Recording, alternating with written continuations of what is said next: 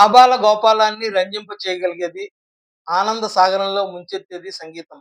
శ్రవణపేయంగా వినడానికి హాయిగా ఉండే శబ్దాల సమ్మేళనమే సంగీతం. గీతం, వాద్యం, నృత్యం ఈ మూడింటి కలయికను రాగం, స్వరం, తాళం ఈ మూడింటి మేళవింపునే సంగీతం అని అంటారని సంగీత రత్నాకరం చెబుతోంది. సంగీతం విశ్వజనీన మాధ్యమం.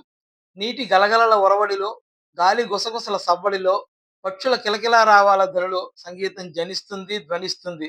అంతెందుకు అసలు ప్రకృతే ఒక సంగీత జరి.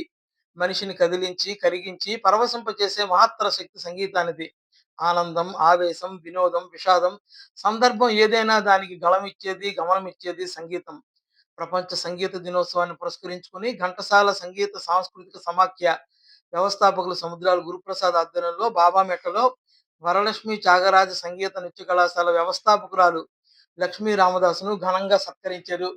ఈ సందర్భంగా ఆమె మాట్లాడుతూ సంగీతంలో అనంత సాగరమంత సంగతులు ఉంటాయని, సంగీతం సార్వజనీనమైనదని అన్నారు.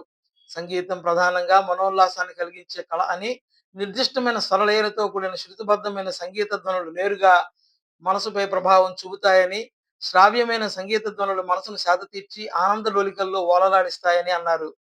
సంగీతం శిశువులను, పశువులను, చివరకు పాములను కూడా రంజింపచేస్తుంది. సంగీతం మనోరంజకమైన ధ్వని.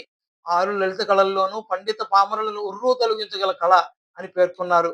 ఈ సందర్భంగా లక్ష్మీ రామదాసును సమాఖ్య అధ్యక్షులు గురుప్రసాద్, శ్రీ బాలాజీ టెక్స్టైల్ మార్కెట్ పూర్వ అధ్యక్షులు పులిపాటి రామారావు, ఎం సుభద్రాదేవి తదితరులు సత్కరించారు. ఈ కార్యక్రమంలో భాగంగా విద్యార్థులు ఆలపించిన గీతాలు అలరించాయి. మూషికా వాహన దయగనుమా దివిలో భువిలో వరాలిచ్చే వక్రతుండ గణపతి గజముఖ గణపతి షోడశ గణపతి నర్తన గణపతి